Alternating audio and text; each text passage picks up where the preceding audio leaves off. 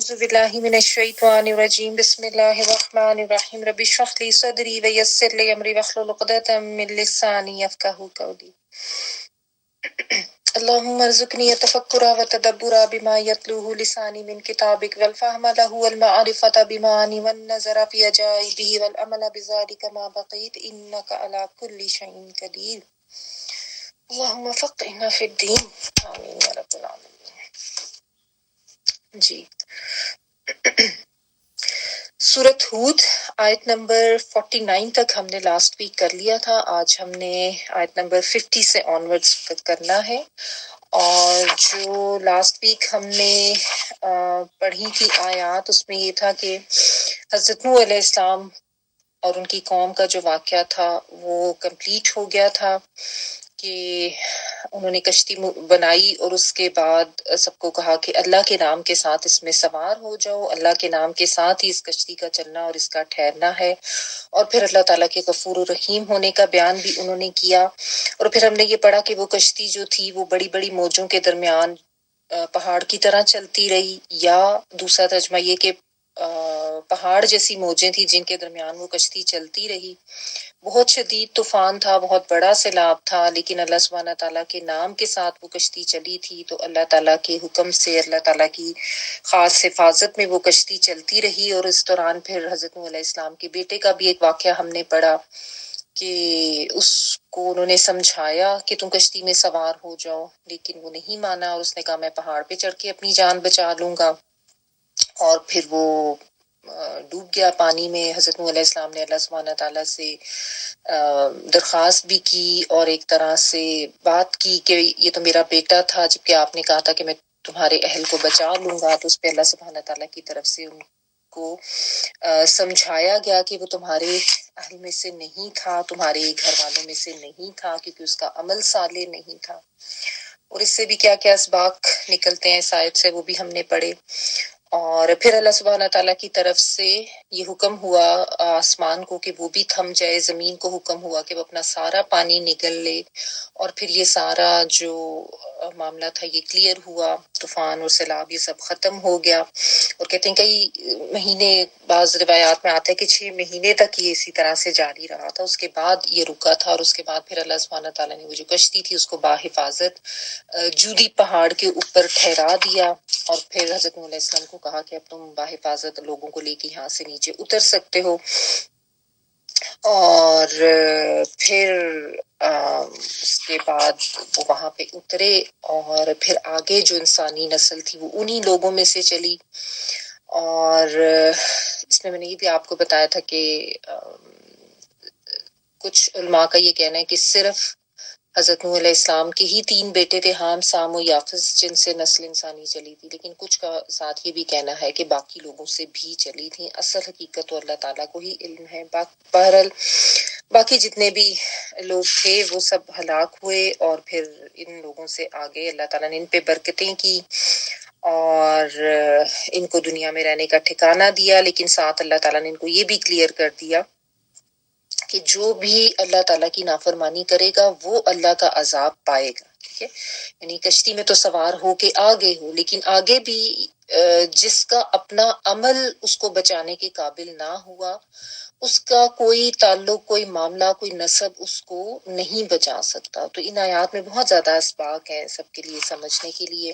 اور پھر نبی صلی اللہ علیہ وآلہ وسلم کو مخاطب کر کے یہ بتا دیا گیا کہ یہ غیب کی باتیں ہیں جو ہم آپ صلی اللہ علیہ وآلہ وسلم کی طرف وحی کر رہے ہیں، ورنہ آپ تو ان کو جاننے والے نہ تھے اور نہ ہی آپ کی قوم ان سے واقف تھی. ظاہر ہے نبی صلی اللہ علیہ وآلہ وسلم تو خود امی تھے.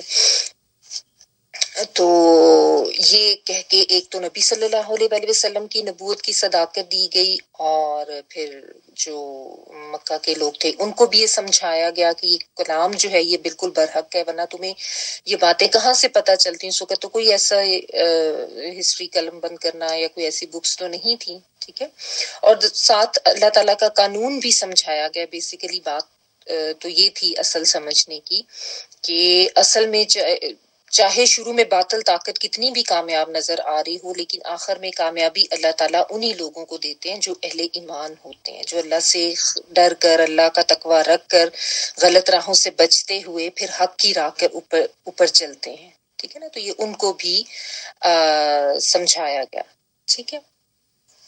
اور ساتھ ساتھ جو اہل ایمان تھے ان کو بھی یہ سمجھایا گیا کہ وہ بھی ہمت کم نہ کریں، وہ بھی صبر کے ساتھ اللہ کی راہ کے اوپر چلتے جائیں۔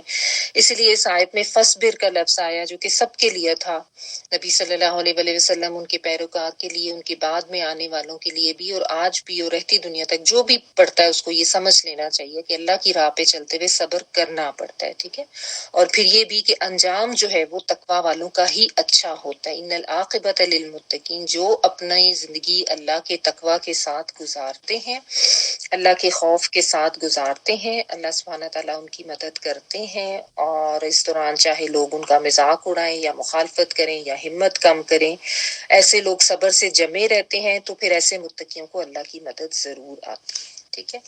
یہ بات یاد رکھیں۔ یہاں پہ یہ رکوع کمپلیٹ ہو گیا، آگے آیت نمبر 50 سے آنورڈز میں پڑھ رہی ہوں، اور یہاں سے آگے اب قوم عاد کا قصہ شروع ہو رہا ہے۔ وَإِلَىٰ عَادٍ أَخَاهُمْ هُودًا قَالَ يَا قَوْمِ اعْبُدُوا اللَّهَ مَا لَكُم مِّنْ إِلَٰهٍ غَيْرُهُ إِنْ أَنتُمْ إِلَّا مُفْتَرُونَ۔ اور ہم نے قوم عاد کی طرف ان کے بھائی ہود علیہ السلام کو بھیجا، انہوں نے کہا اے میری قوم، اللہ کی عبادت کرو، اس کے سوا تمہارے لیے کوئی معبود نہیں، تم اللہ پر محض افطرا باندھتے ہو۔ وَإِلَىٰ اور طرف، الہ طرف کے لیے، عادن قوم عاد کا ذکر ہے، اخاہم ان کے بھائی، اخن جو ہے وہ بھائی کو کہتے ہیں، حمزہ خا واؤ اس کا روٹ ورڈ ہے، اور ہم سے مراد وہ، ٹھیک ہے۔ ابھی اخاہم کیوں کہا یہ بھی ابھی میں بتا دیتی ہوں۔ اخاہم بھائی ان کے، ہود علیہ السلام، یہ بھی I'm sure آپ سب کو پتہ ہی ہوگا کہ حضرت ہود علیہ السلام جو ہے وہ قوم عاد کی طرف بھیجے گئے تھے۔ اچھا، قولا انہوں نے کہا، یا قومی اے میری قوم، یا جو ہے حرف ندا ہے، قوم قوم، اور چھوٹی زیر جو آپ کو نظر آ رہی ہے وہ اصل میں چھوٹی یہ تھی جو کہ میم زیر میں آپ کو نظر آ رہی ہے۔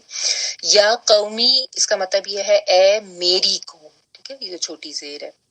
اعبد اللہ عبادت کرو اللہ کی، اگر آپ نے اس ورڈ کو علیحدہ سے پڑھنا ہے تو الف پہ پیش لگا کے پڑھیں، اعبدو عبادت کرو، عین با اور دال، اور عبد جو ہے اب بندگی کے لیے آتا ہے، غلامی کے لیے آتا ہے، ٹھیک ہے۔ عبادت کرو اللہ کی، ماں نہیں، لکم ماں کا ویسے تو ترجمہ جو ہوتا ہے لیکن یہاں پہ ہم نہیں کے معنوں میں کریں گے، نہیں، لکم لیے تمہارے، من الہ کوئی الہ، کوئی معبود، یہاں پہ اصل میں من جو ہے نا وہ زائد ہے، اس کا ترجمہ ویسے نہیں ہوگا، ٹھیک ہے، یعنی من الہ کوئی الہ، غیرہ سوائے اس کے، غیر جو ہے وہ سوا کے لیے، اور ہو اس کے سوا۔ اور اس کو جب آپ نے عربی میں تجوید کے لیے پڑھنا ہے نا تو غیر پڑھنا ہے، غیر نہیں پڑھنا، اردو میں ہم غیر پڑھتے ہیں نا، ٹھیک ہے، کیونکہ سب لوگ ظاہر تجوید کی کلاس نہیں لیتے تو اس لیے اب میں کوشش کرتی ہوں کہ ساتھ ساتھ تھوڑے سی یہ چیز بھی سمجھا دوں۔ تو غیرہ، ان انتم، ان نہیں، انتم تم، الا مگر، اب ان کا ترجمہ بھی ویسے تو اگر ہوتا ہے لیکن اگر آگے آیت میں الا آ جائے تو ترجمہ بدل جاتا ہے، تو یہاں پہ الا آ گیا تو اس کا ترجمہ نہیں ہو گیا، نہیں ہو تم الا مگر مفترون جھوٹ گھڑنے والے، افطرا سے مفترون، افطرا فا را اور یا اس کا روٹ ورڈ ہوتا ہے جس کا مطلب ہوتا ہے کوئی چیز فیبریکیٹ کر لینا، کوئی بات خود سے بنا لینا، کوئی باتیں گھڑ لینا، ٹھیک ہے، جیسے جھوٹ گھڑا جاتا ہے۔ ایک تو ہوتا ہے نا کہ کوئی بات آلریڈی ہو اور اس کو تبدیل کر دیا جائے، اور ایک ہوتا ہے خود ساختہ کوئی بات، یعنی جس کا پہلے سے کوئی وجود ہی نہ، خود ہی گھڑ کے ایسی کوئی جھوٹی موٹی بات پیش کر دینا۔ اچھا، اب یہاں پہ جو ہے قوم عاد کا ذکر کیا گیا، اصل میں یہ جو قومیں ہیں نا، حضرت نوح علیہ السلام کے بعد یہ حضرت ہود علیہ السلام کی قوم عاد، اور پھر حضرت صالح علیہ السلام کی قوم سمود۔ قرآن مجید میں ہمیں بنیادی طور پہ جو ان 6 اقوام کا ذکر ملتا ہے، یہ اس لیے ملتا ہے زیادہ کیونکہ جغرافیائی اعتبار سے یہ عرب کے علاقے کے میں ہی تھیں، وہاں سے قریب تھیں، آپ یہ کہہ سکتے ہیں، اور جو اہل عرب تھے ان کو ان قوموں کے قصے کچھ معلوم تھے، کچھ انہوں نے سنے ہوئے تھے اس کے بارے میں. پھر کچھ علاقے ایسے بھی تھے جیسے یہ قوم عاد کا اور بالخصوص قوم سمود کا تو بہت ان کے قریب ہی ہے کہ یہاں پہ ان علاقوں پر ان کا گزر بھی ہوتا تھا کیونکہ تاجر قوم تھی، تجارت پسند لوگ تھے، ٹھیک ہے نا. تو اپنے بزنس وغیرہ کے سلسلے میں یہ لوگ ٹریول کافی کرتے تھے. تو یہ ان قوموں کے بارے میں انہوں نے سنا ہوا تھا، ان کو یہ نون تھی، جغرافیائی اعتبار سے بھی بہت زیادہ دور نہیں تھی. لیکن اس کا مطلب یہ نہیں ہے کہ ہم یہ سمجھ لیں کہ صرف یہی انبیاء تھے جو بھیجے گئے انہی قوموں کی طرف. اللہ سبحانہ تعالیٰ نے ہر دور میں ہر لوگوں کے لیے بہت سے انبیاء جو ہیں وہ بھیجے ہیں. تو یہ بھی عین ممکن ہے کہ کچھ اور قومیں یا کچھ اور انبیاء، ممکن نہیں بلکہ بالکل صحیح اوتھینٹک ہے کہ بہت سے دیگر انبیاء بھی ہوں گے جو دیگر اقوام کے پاس آئے، اور اسی طرح ان کے پاس بھی اللہ تعالیٰ کی طرف سے بھیجی گئے ہوئے احکامات ہوں گے. بہرحال ہمیں ذکر انہی کا ملتا ہے. اور یہاں پہ جو ہے اب حضرت ہود علیہ السلام کی قوم عاد کا ذکر مل رہا ہے. اور قوم عاد جو ہے یہ حضرت نوح علیہ السلام کی ہی آپ کہہ لیں کہ چوتھی نسل میں سے تھے، جس میں یعنی جب یہ طوفان نوح آیا نا تو اس کے بعد تو ظاہر ہے پھر جب یہ لوگ وہاں پہ اتر گئے، آبادی بڑھنا شروع ہو گئی، مزید نسل انسانی بھی بڑھنا شروع ہو گئی، ٹھیک ہے. اور اس میں کافی عرصہ تک تو لوگ صحیح ہدایت پہ رہے، لیکن اس کے بعد آہستہ آہستہ آہستہ پھر ان میں جو ہے وہ برائیاں آتی گئیں، شرک آتا گیا. تو یہ جو ہے نا حضرت نوح کی آگے کی چوتھی نسل بتائی جاتی ہے کہ یہ جو یعنی ان کے آپ کہہ لیں کہ پڑ پوتے تھے ارم، ان کے پھر آگے سے یہ اولاد بنتی ہے. تو یہ عاد بن اوس بن ارم بن سام بن نوح، اس طرح سے یہ سلسلہ نسب چلتا ہے. سام جو تھے نا ان کے بیٹے حضرت نوح علیہ السلام کے، میں نے آپ کو 3 نام بتائے تھے نا، حام، سام اور یافس. ایک یام جو تھا وہ تو ڈوب گیا تھا، تو جو سام تھا ان میں سے کہتے ہیں یہ نسل آگے چلی اور ان میں سے یہ لوگ تھے. اور ارم ذات العماد ہم سورۃ فجر میں بھی پڑھتے ہیں. اس قوم کے بارے میں یہ ہے کہ بہت زیادہ شان و شوکت والی قوم تھی، بہت زیادہ ان کی خاص طور پہ جو تعمیر کا جو فن ہے یعنی کنسٹرکشن وغیرہ کا، اس میں یہ بہت زیادہ آگے تھے. اور یہ بھی آتا ہے کہ بڑے بڑے ستون بناتے تھے، بڑے بڑے ستونوں والی عمارتیں بناتے تھے. اور ویسے بھی ہے کہ بڑی آپ کہہ لیں کہ ڈیولپڈ اقوام میں سے تھی، بڑی کامیاب قوم تھی. اور ان کی جو آپ کہہ لیں کہ حکومت بھی جو ہے وہ کافی زیادہ پھیلی ہوئی تھی. تو چونکہ بہت طاقتور تھی، ترقی یافتہ تھی، شان و شوکت والی قوم تھی، اور ان کے عروج کے زمانے میں ہی ان میں برائیاں آنے لگیں اور اس میں پھر شرک بھی عام ہوتا گیا. تو اس کے لیے پھر حضرت ہود علیہ السلام جو ہیں ان کو ان کی طرف نبی بنا کے مبعوث کیا گیا تھا. اور میں آپ کو تھوڑا سا بتا دیتی ہوں کہ یہ کس علاقے میں تھیں تاکہ آپ کو تھوڑا سا جو ہے نا وہ آئیڈیا ہو جائے.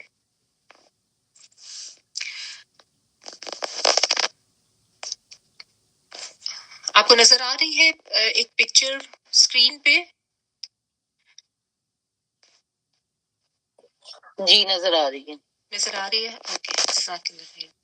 اچھا، اس میں آپ کو میں اب تھوڑا آئیڈیا دے دوں. دیکھیے یہ ہے یہ دیکھیں آپ کو یہ مکہ لکھا ہوا نظر آ رہا ہے، ٹھیک ہے. اس کے اوپر یہاں پہ مدینہ یعنی یہ سارا عرب کا علاقہ، یہ حجاز ساتھ لکھا ہوا آپ کو نظر آ رہا ہے. تو اس سے آپ کو تھوڑی سی نا لوکیشن کا آئیڈیا ہو جائے گا، ٹھیک ہے. تو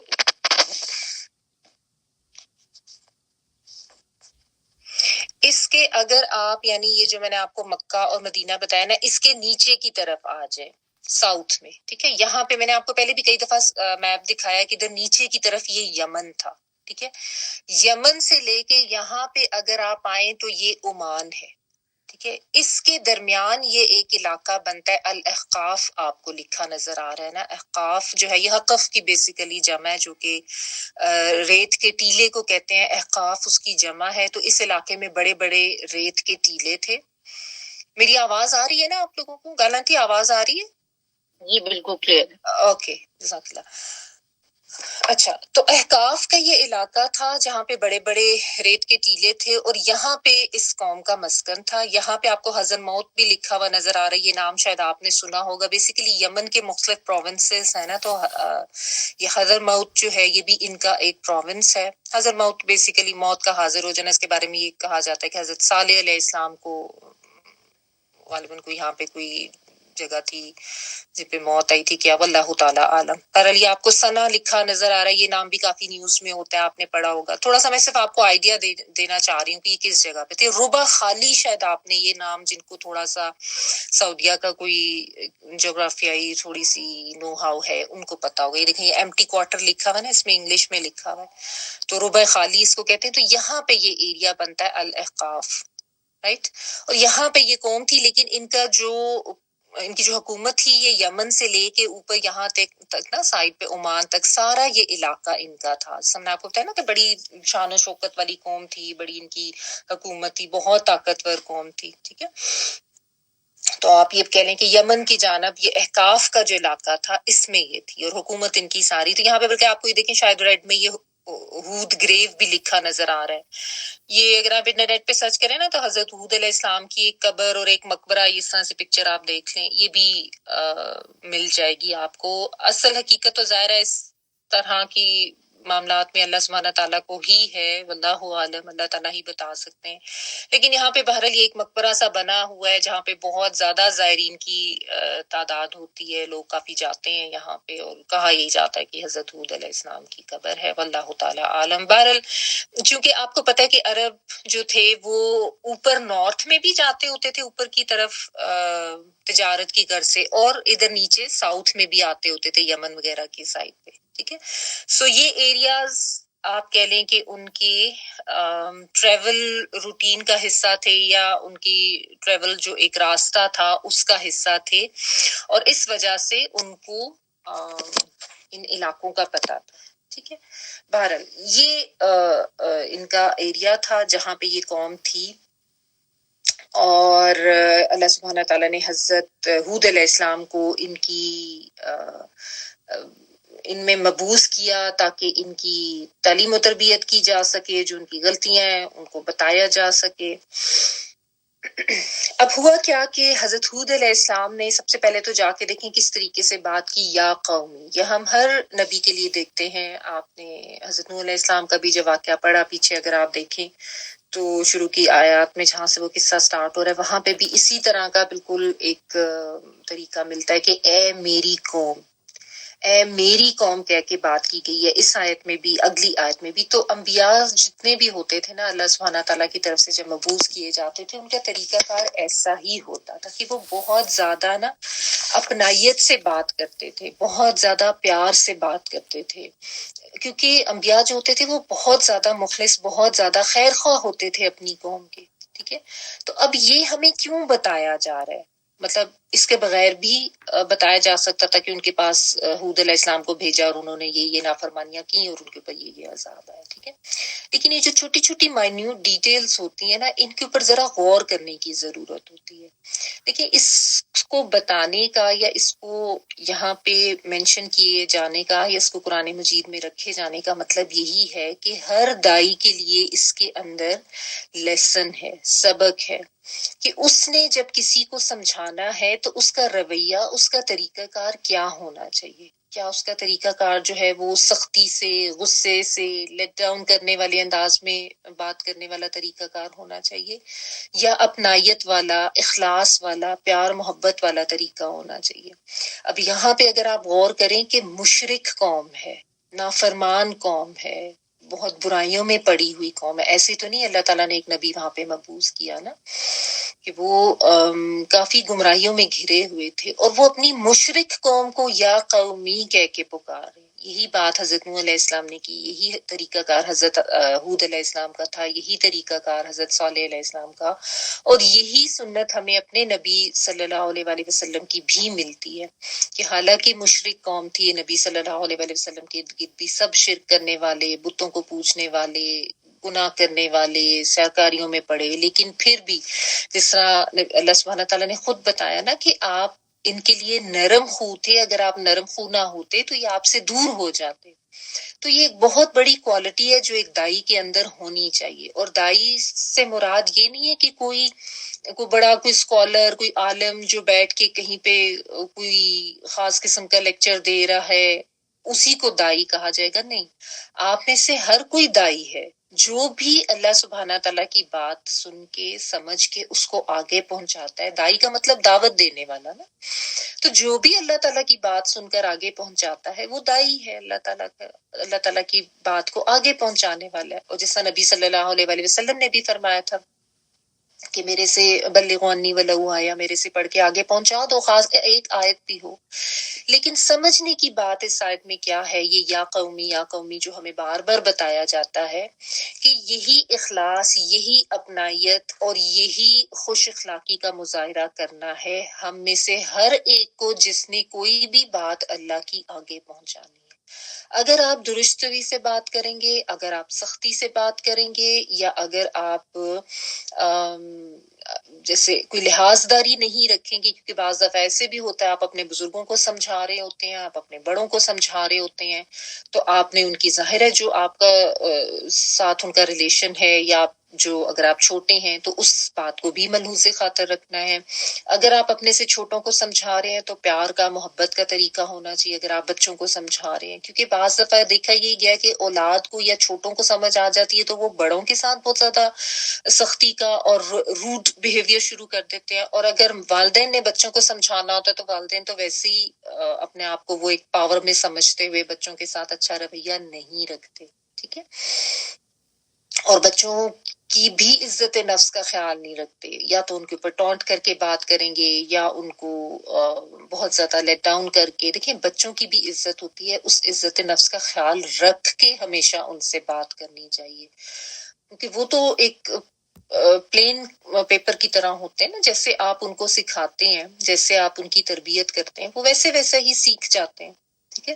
اگر ان میں یہ چیزیں کچھ ایسی ہیں جو آپ کو اب آپ نے خود پڑھنا شروع کیا تو آپ کو احساس ہوا کہ بچوں میں وہ چیزیں ٹھیک نہیں ہیں، تو اس میں ہم اپنی غلطی کو بھی تو ایکسیپٹ کریں نا کہ ہم نے لیٹ ان کو بتایا یا ہم نے ان کو نہیں صحیح سمجھایا. ٹھیک ہے. تو یہ جو یا قومی ہے نا، اس کے اوپر غور کر کے اس کو اپنی زندگی میں شامل کر لیں. یہ ٹھیک ہے کہ ہم سب کا دل کرتا ہے کہ ہم حق بات سب کو بتائیں، ہم جو صحیح بات ہے وہ سب کو سمجھائیں. اور اس میں یہ بھی بہت دفعہ ہوتا ہے کہ آپ سمجھاتے ہیں اگلے نہیں مانتے، آپ پھر سمجھاتے ہیں وہ پھر نہیں مانتے. لیکن اس کا مطلب کہیں بھی یہ نہیں ہونا چاہیے کہ آپ درستگی کا یا سختی کا یا بد اخلاقی کا مظاہرہ کریں.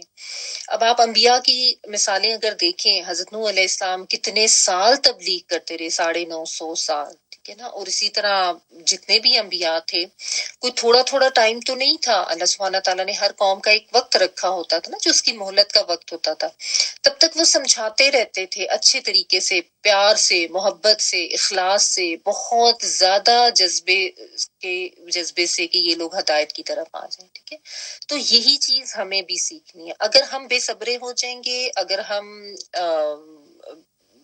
بے چین ہو کے اگلے کو یہ کہیں کہ اس کو تو بات سمجھ ہی نہیں آتی، میں نے پہلے بھی 1-2 دفعہ سمجھائی ہے، تو یہ طریقہ انبیاء کی سنت نہیں ہے، یہ یاد رکھیں. نہ ہمارے نبی صلی اللہ علیہ وآلہ وسلم کا یہ طریقہ تھا اور نہ دیگر انبیاء کا. یہ ہمیں اسی لیے پڑھایا جاتا ہے. ٹھیک ہے. اسی لیے ہمیں یہ اتنی چھوٹی چھوٹی چیزیں بھی بتائی گئی ہیں قرآن مجید میں، جس میں ہم ویسے پڑھتے ہوئے اتنا دھیان نہیں دیتے یا قومی ہے میری قوم. لیکن اس میں جو اپنائیت، جو محبت نظر آتی ہے نا. اور ہمارے یہاں تو یہ ہوتا ہے کہ کلمہ گو لوگوں کو بھی اگر وہ کوئی غلط کام کر رہے ہیں، گناہ میں ہیں، کیونکہ ہمارے یہاں بہت سے مسلمان ایسے ہیں جو شرک میں بھی مبتلا ہے نا. جہالت ہے، ظاہر ہے، علم نہیں ہے، نہیں پڑھا، نہیں سمجھا، قرآن سے تو بہت ہی دوری ہے. بس وہ اپنے جس ماحول میں ان کی پرورش ہوتی ہے، جس خاندان میں وہ پلتے ہیں، جو کچھ رواج وہاں پہ دیکھ رہے ہوتے ہیں، انہیں کو دین سمجھ کے اپنایا ہوتا ہے. اور وہ قبروں پہ بھی جانا اور پیری فقیری بھی، پھر اس کے علاوہ بہت سی انوویشن، بہت سی بدعات ہیں جس میں لوگ پڑے ہوئے ہیں. ٹھیک ہے. لیکن اس کا مطلب یہ تو نہیں کہ ہم ان سے نفرت کرنے لگ جائیں. دیکھیں آپ کے گھر میں خدا نخواستہ اگر کسی کو کوئی بیماری ڈائگنوز ہوتی ہے، کوئی سیریس بیماری ہے، کوئی کڈنی ریلیٹڈ، کوئی ہارٹ ریلیٹڈ، کوئی بھی اینی تھنگ، تو کیا آپ اس کو گھر سے باہر نکال دیں گے یا آپ اس سے نفرت کرنا شروع کر دیں گے؟ ایسا تو نہیں ہوتا نا. آپ اس سے ہمدردی رکھتے ہیں، آپ اس کا علاج کرتے ہیں، اس کو گھر میں ہی رکھتے ہیں، اس سے پیار بھی کرتے ہیں، ٹھیک ہے نا؟ تو یہ ساری بھی بیماریاں ہی ہوتی ہیں، یہ ساری دل کی بیماریاں ہیں، چاہے وہ شرک ہے، چاہے وہ گمراہی ہے، چاہے وہ دین سے دوری ہے، چاہے وہ علم سے دوری ہے، یہ سب بھی ہے جو ہے نا، ان کو بھی آپ بیماریاں ہی سمجھیں۔ اور ویسے بھی ہمارا دین ہمیں یہ سکھاتا ہے کہ برائی کو برا سمجھنا ہے، انسانوں سے نفرت نہیں کرنی ہے، برائی سے نفرت کرنی ہے نا، ٹھیک ہے؟ اگر دیکھیں نا، انبیاء بھی اس طرح کا نفرت کا کوئی جذبہ اپنے اندر پال لیتے اور بے صبرے ہو جاتے، یا لوگوں کو برا سمجھنا شروع کر دیتے کہ یہ تو ہیں ہی برے، انہوں نے تو سمجھنا نہیں ہے، تو پھر کیسے لوگ ہدایت کے اوپر آتے؟ یہی تو سمجھایا جاتا تھا ہر نبی کو بھی کہ ان کو سمجھانا ہے، اتنے وقت تک سمجھانا ہے۔ بلکہ آپ نے جو وہ حضرت یونس علیہ السلام کا واقعہ بھی ریسنٹلی پڑھا ہے کہ وہ تھوڑا ٹائم پہلے چلے گئے تھے، ابھی مدت عمل باقی تھی ان کی قوم کی، تو اللہ سبحانہ تعالیٰ کی طرف سے کیسی ان کی پکڑ ہو گئی تھی کہ کیوں پہلے نکل گئے، ٹھیک ہے نا؟ تو یہ چیز اس میں سمجھنے کی بات ہے کہ ہمارا رویہ بطور دائی کیا ہونا چاہیے، چاہے آپ کسی کو بھی سمجھا رہے ہیں، ایون اگر آپ نانی دادی ہیں اور آپ نے اپنے پوتوں نواسوں کو نواسیوں کو سمجھانا ہے تو اس کے لیے بھی، ٹھیک ہے؟ کیونکہ بہت سی ایسی لیڈیز بھی ہیں ہمارے ساتھ، اور اگر آپ ینگ ہیں، آپ کہیں جی میرے تو بچے نہیں ہیں یا میری تو شادی نہیں ہوئی، تو آپ نے یہ بات اگر اپنے والدین کو بتانی ہے، اپنے رشتہ داروں کو بتانی ہے، اپنے دوستوں کو بتانی ہے، تو بہت شیریں لہجے میں، بہت اچھے اخلاق کے ساتھ، نرمی کے ساتھ۔ یہ یاد رکھیں کہ آپ نرمی اپنائیں گے تو لوگ آپ کی طرف آئیں گے، اگر آپ سختی کا رویہ رکھیں گے۔ دیکھیں اس میں بھی فرق ہوتا ہے، ایک ہوتا ہے بد اخلاق ہو جانا اور ایک ہوتا ہے فرمنس، یعنی بات آپ نے جو کرنی ہے، جو حق بات ہے، اس کو آپ نے فرم ہو کے یہ بتانا ہے کہ یہ دین تو ایسا ہی ہے، اس میں کوئی کسی قسم کی لچک کی گنجائش نہیں ہے، کوئی شرک کی گنجائش نہیں ہے، کوئی بدعت کی گنجائش نہیں ہے۔ اور دوسرا ہوتا ہے کہ آپ بد اخلاقی کے اوپر اتر آئیں، یعنی آپ کا لہجہ، لب و لہجہ یا آپ کا طریقہ ایسا لٹ مارنے والا ہو کہ اگلے اس کو پسند نہ کریں یا آپ سے دور ہو جائیں۔ ویسے تو یہ ہوتا ہے کہ جب آپ حق بات کرتے ہیں تو لوگوں کو بالعموم اچھا نہیں لگتا، لیکن سٹل آپ کا رویہ ایسا نہیں ہونا چاہیے کہ جس کے اوپر کوئی یہ اعتراض کرے کہ تمہارا اخلاق ٹھیک نہیں تھا یا تمہارا لہجہ ٹھیک نہیں تھا، ٹھیک ہے؟ باقی آپ کی بات سے کوئی مخالفت کرتا ہے وہ تو انڈرسٹوڈ ہے، یہ اسی لیے تو ہمیں یہ قصے پڑھائے جاتے ہیں بار بار کہ یہ تو انبیاء کے ساتھ دیکھیں کیسی کیسی مخالفتیں ہوئی، تو ہم بھی اگر اللہ کی بات آگے پہنچائیں گے تو مخالفت تو ہوگی، وہ تو آپ کو سہنی پڑے گی، اس میں بس آپ نے صبر کرنا ہے، اور ہاں ان کے لیے دعا ضرور کرنی ہے۔ یہ نہیں کہ آپ ان سے اتنے بدزن ہو جائیں یا اتنا دل برا کر لیں، کریں کہ چھوڑو اس نے تو ہدایت پہ آنا کوئی نہیں ہے، میں تو اس کے لیے دعا بھی نہیں کرتا، نہیں، دعا آپ نے ضرور کرنی ہے، ٹھیک ہے نا؟ اپنا اخلاص، آپ کا جو سنسیئرٹی آپ کی ہے ان کے ساتھ، اس میں کمی نہیں آنی چاہیے، ٹھیک ہے؟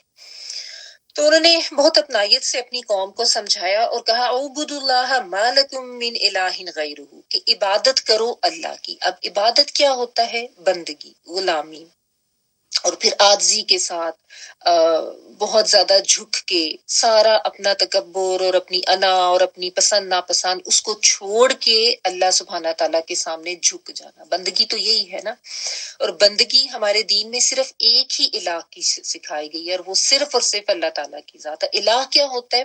جس کی عبادت کی جائے، مطلب بالعموم تو ہم یہ کہتے ہیں نا، جس کی عبادت کی جائے، جس کو معبود بنایا جائے۔ الہ جو ہے وہ سچا بھی ہو سکتا ہے، جھوٹا بھی ہو سکتا ہے، کیونکہ جس طرح قرآن مجید میں بھی جو ان کے جھوٹے الہ تھے ان کو بھی الہ کہہ کے ہی بلایا گیا، لیکن ہمارے دین میں، یعنی جب آپ اسلام کے حوالے سے بات کریں یا شرعی طور پر اس کی ڈیفینیشن یا تعریف دیکھیں، تو ہمارے دین میں الہ کی جو ڈیفینیشن ہے اس کو مشروط کیا گیا ہے توحید کے ساتھ۔ الہ ایک ہی ہے، وہ صرف ایک ہی ذات ہے، اللہ سبحانہ تعالیٰ کی ہستی۔ تو معبود وہ ہے جو قادر و مطلق ہوتا ہے، جو مقتدر ہوتا ہے، جو یعنی جس کا جو روزی رساں بھی ہوتا ہے، جو حاجت روا بھی ہوتا ہے، جو خالق بھی ہوتا ہے، جس کا حکم چلتا ہے، اور جو دعائیں سنتا ہے، جو دعائیں قبول کرتا ہے۔ تو پھر ظاہر ہے جو عبادت کا حق بھی رکھتا ہے، یعنی ساری یہ صفات صرف اللہ سبحانہ تعالیٰ کی ذات کی ہے نا، تو پھر عبادت کا یا بندگی کا حق بھی تو صرف اور صرف اللہ تعالیٰ کا ہی ہے نا، چاہے عبادت کی کوئی بھی شکل ہو۔ یہاں پہ عبد اللہ جو کہا گیا ہے نا، عبادت کی کوئی بھی شکل، چاہے وہ اس کی قولی شکل ہے، چاہے وہ اس کی کوئی مالی شکل ہے یا عملی شکل ہے، تب جسمانی روحانی کسی طرح کی بھی آپ عبادت لے لیں، وہ صرف ایک واحد ذات صرف اور صرف اللہ سبحانہ تعالیٰ ہی کی ہوگی، اور اللہ کے علاوہ کسی بندگی کی کوئی گنجائش نہیں، ٹھیک ہے نا۔ تو یہی ان کو سمجھایا جا رہا ہے کہ تم نے یہ جو بت بنا رکھے ہیں یا تم جس شرک میں پڑے ہوئے ہو، ان کی تو کوئی طاقت نہیں ہے، ان کو تو کوئی استحقاق ہے ہی نہیں کہ ان کی بندگی کی جائے یا ان کی پرستش کی جائے۔ تم نے بلا وجہ ان کو الہ بنا رکھا ہے، اور ان سے تم یہ امید لگا کے بیٹھے ہو کہ یہ تمہاری حاجت روائی کریں گے، حالانکہ اللہ کے سوا تمہارا کوئی معبود نہیں ہے۔ اور آپ یہ دیکھیں کہ جب بھی انبیاء کے بارے میں ہم پڑھتے ہیں نا، اور ان کی ٹیچنگز کے بارے میں، تو سب سے پہلی بات توحید کی ہوتی ہے۔ ہر نبی نے آ کے سب سے پہلے جو سمجھایا وہ توحید کا ہی سبق سمجھایا، توحید کا درس دیا، کیونکہ یہی تو مین چیز ہے نا، بنیاد ہی یہی ہے۔ اگر اسی کو خراب کر دیا جائے تو پھر تو ظاہر ہے باقی چیزیں ویسے ہی ہل جاتی ہیں۔ جب بنیاد ہی کمزور ہوگی یا صحیح نہیں ہوگی تو اوپر عمارت تو ویسے ہی کبھی بھی گر سکتی ہے نا۔ تو جو توحید ہے نا وہ بنیاد ہے، وہ پورا کرکس ہے، یا ہمارے دین کی جو ٹیچنگز ہیں اس کا سارا جو مین جس کے اوپر رلائی کرتے ہیں، جو مین فوکل پوائنٹ ہے وہ توحید ہے، اور یہی بات ہر نبی نے آ کی ہے نا۔ تو یہ چیز ہمیں بھی ذہن میں رکھنی ہے کہ جب بھی کسی کو سمجھانا ہے یا کسی کو شرک سے روکنا ہے تو یہ پوائنٹ ذہن میں ہونے چاہیے کہ توحید جو ہے اس کے اوپر کوئی کمپرومائز ہے نہیں ہمارے دین میں، ٹھیک ہے نا۔ اور بات بھی پھر اللہ کی ہی ماننی ہے۔ پھر جب بندگی ہے اور پھر جب اس کو الہ ماننا ہے تو اس میں پھر یہی آ جاتا ہے نا کہ پھر انسان نے اسی کے آگے جھکنا ہے، پھر اسی کو اپنا حاجت روا سمجھنا ہے، اسی سے دعائیں مانگنی ہے، پھر ادھر ادھر دیگر معبود بنا کے نہیں رکھنے۔